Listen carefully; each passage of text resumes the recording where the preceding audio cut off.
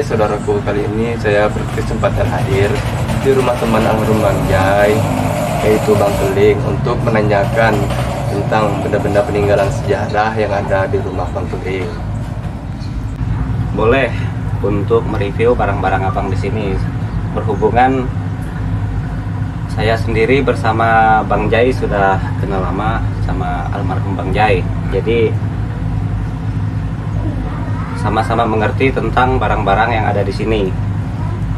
Tetapi untuk masyarakat umum ini tidak dibukakan ruangnya, tidak dibukakan. Tidak boleh mereview tempat ini. Baik Bang Keling, terima kasih untuk izinnya atas bisa mereview benda-benda peninggalan sejarah yang ada di rumah Bang Keling. Saya mulai aja Bang Keling ya. Yang pertama ingin ditanyakan, ini Bang Keling, yang berbentuk bulu ini bisa dijelaskan enggak? Ini apa sebenarnya?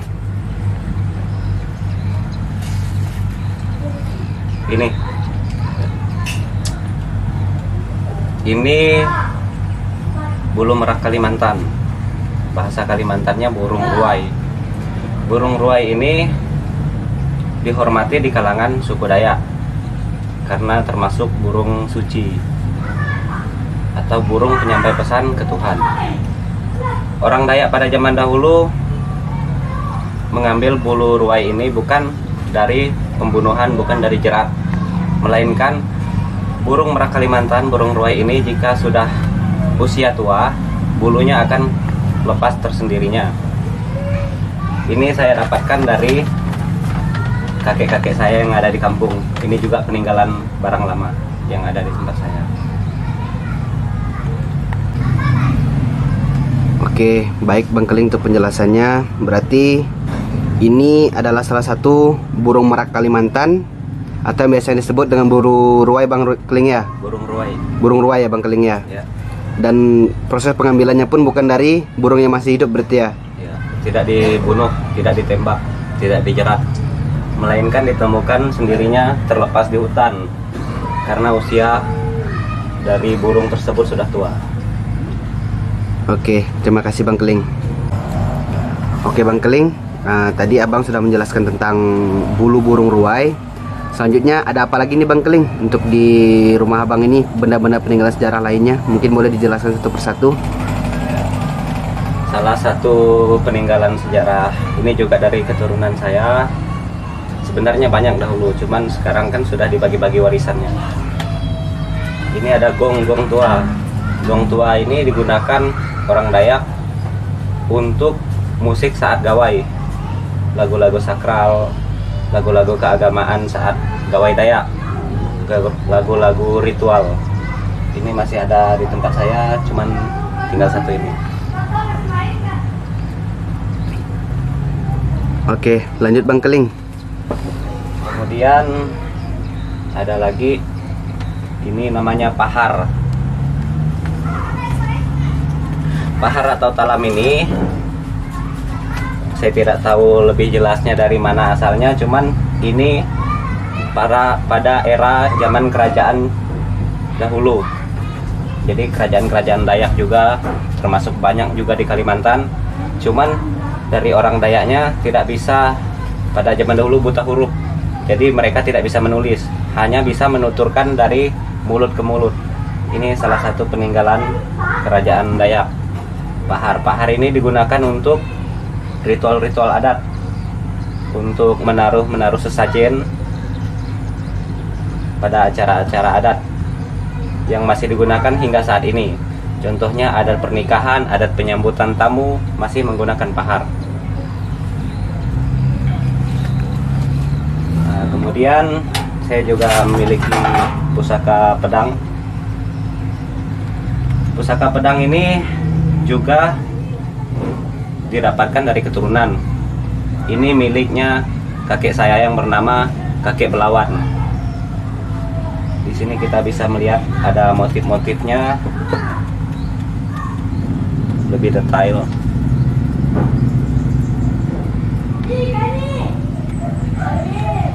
Seperti ada ukiran ya Bang Keling ya? Ya. Ada ukiran, ini namanya alur darah. garis tengah ini. Di sini juga ada gelombang, cuman sudah tidak nampak lagi. Ini era zaman pengayauan, zaman pemburu kepala sudah digunakan. Di sini ada tatahan-tatahan dari besi kuning dan besi putih berjumlah 66. Menurut cerita kakek saya, besi yang tatahan ini dinamakan 66 besi pakam. Artinya besi ini digunakan zaman dahulu untuk membuka kebal lawan, tapi tidak bisa membuka kebal penggunanya. Seperti itulah yang saya dengar dari cerita kakek saya. Sangat filosofis sekali ya Bang Keling ya untuk cerita dari pedang itu. Syarat makna. Saya juga ada tombak, mata tombak peninggalan juga zaman pengayauan juga ini, zaman pemburuan kepala. Jadi kenapa dibuat seperti ini? Jika musuh bisa kabur ketika ditusuk dengan ini, sang pemiliknya bisa menarik kembali mata tombaknya. Jadi seperti diberi sebuah tali seperti Bang Keling ya? Ya. Lihat dari teksturnya sudah tua juga, patinanya sudah keluar. Ini berbentuk tembaga atau lempengan besi biasa Bang Keling? Lempengan besi tua lah ini. Oh, lempengan besi tua Bang Keling ya. Ya. Kemudian ini saya miliki juga alat ini. Cuman saya kurang tahu ini fungsinya untuk apa zaman dahulu.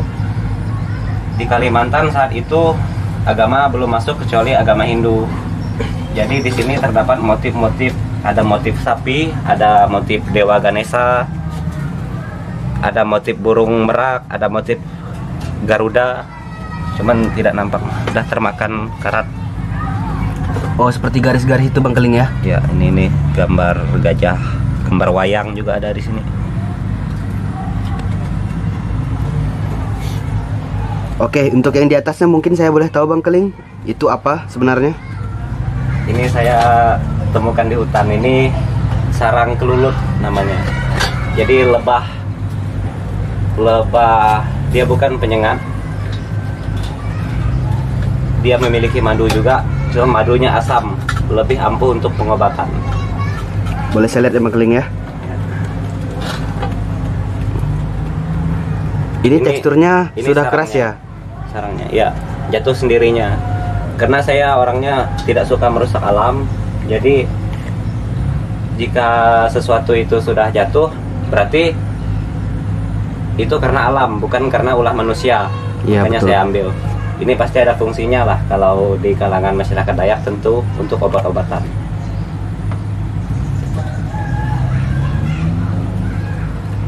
Kemudian tempayan-tempayan tua ini bisa dilihat ini.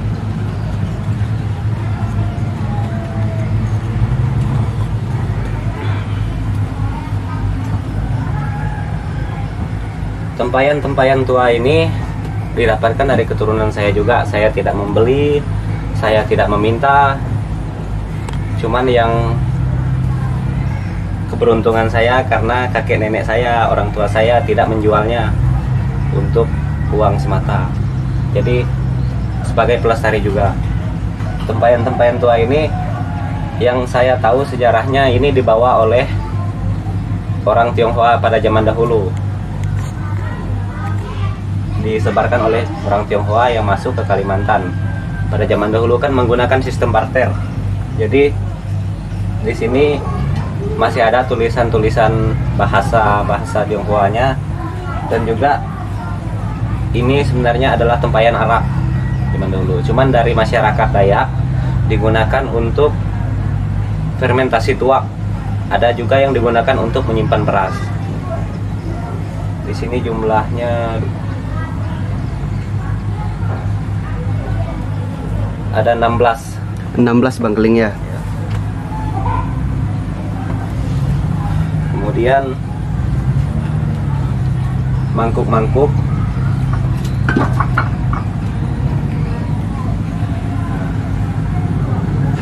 ini mangkuk-mangkuk pada zaman Tionghoa masuk juga di Kalimantan. Ini saya tidak tahu jelasnya dinasti apa yang membawanya. Cuman mangkuk ini dalam bahasa Dayak Mualang disebut mangkuk surat. Itu fungsinya sendiri untuk apa Bang Keling untuk saat ini? Mangkuk ini digunakan untuk ritual-ritual adat, untuk ritual pernikahan, untuk ritual sesajen memberi kepada Sang Pencipta, seperti itu.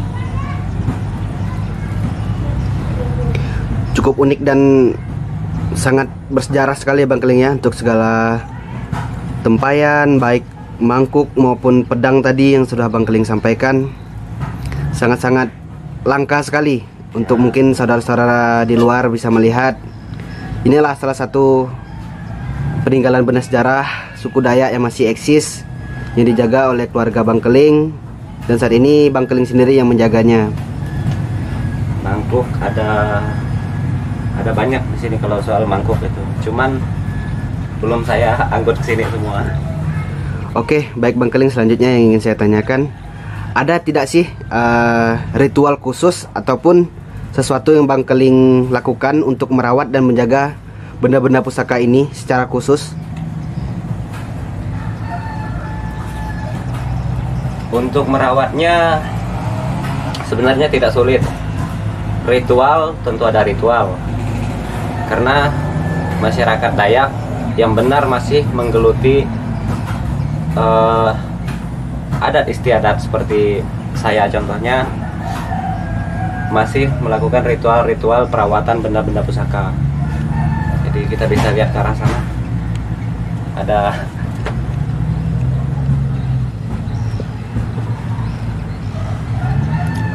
Iya, baik Bang Keling. Mungkin Bang Keling bisa jelaskan apa ini sebenarnya?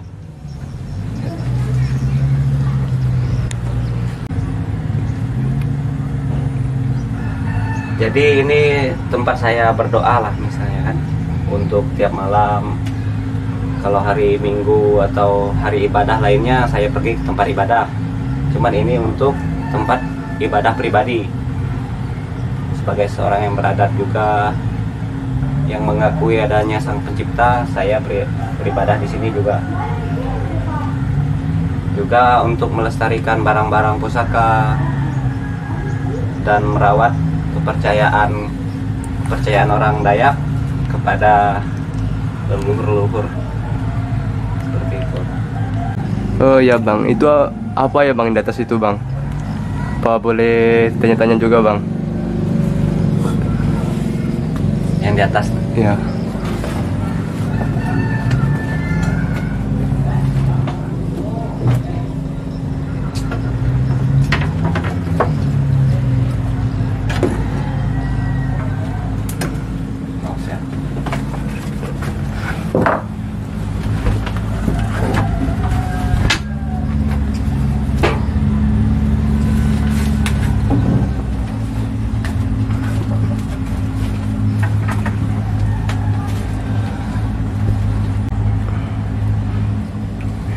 Jadi yang seperti ada Rapel tanyakan tadi kan, yang di atas ini juga termasuk koleksi-koleksi pribadi saya. Nah, jadi ini adalah tombak. Mata tombak.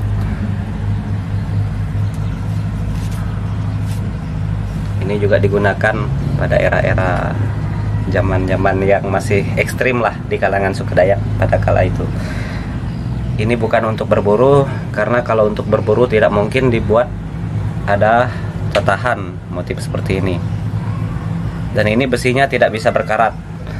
Ini tidak pernah saya asah, tapi tetap tajam sampai sekarang. Dia dari besi hitam, licin, tidak bisa termakan karat. Memiliki dari rotan, ikat-ikatan dari rotan.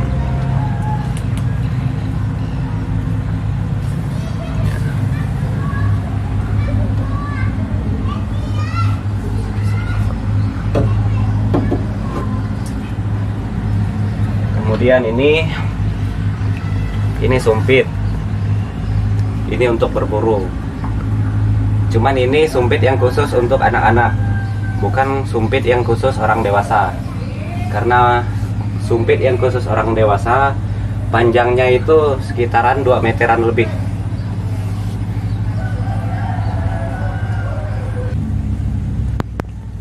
Kemudian ini adalah tombak dari kayu. Saya tidak menyebutkan kayunya apa di kalangan suku Dayak karena tabu untuk saya membongkar rahasia orang Dayak ya. Ini adalah kayu yang digunakan pada zaman tragedi Sambas tahun 9697. Pada saat itu saya belum lahir, kakek saya yang berangkat. Nah, ini yang digunakannya.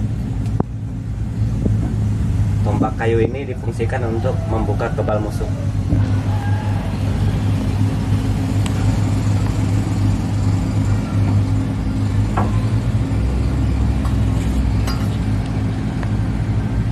Kemudian ini salah satu peninggalan sejarah zaman Belanda. Ini pada masyarakat Iban, Dayak Iban atau Ibanik pada umumnya disebut lantak. Ini banyak sebenarnya ciptaan baru kan, senapang lantak ini. Cuman yang membuktikan ini adalah peninggalan sejarah adalah dari besinya. Dia berbentuk pelimping 8 dan style dari kebarat-baratan. Jadi ini peninggalan sejarah waktu perang dengan Belanda. Ini juga milik moyang saya.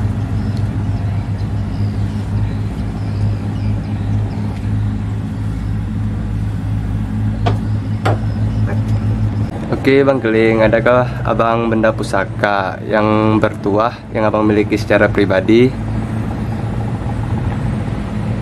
Berat juga soal hal ini, cuman saya tunjukkan sedikit.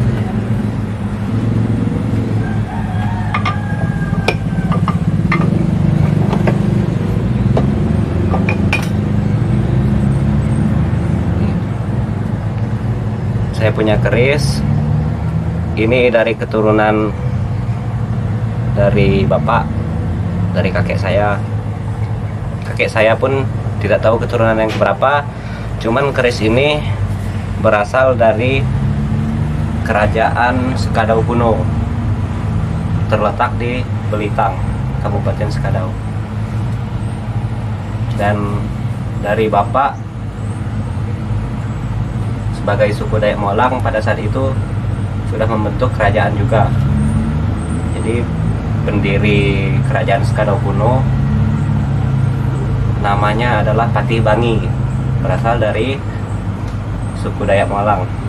Ini peninggalan dari kerajaan Sekadau kuno. Ini adalah salah satu pusaka bertuah yang dari keturunan saya.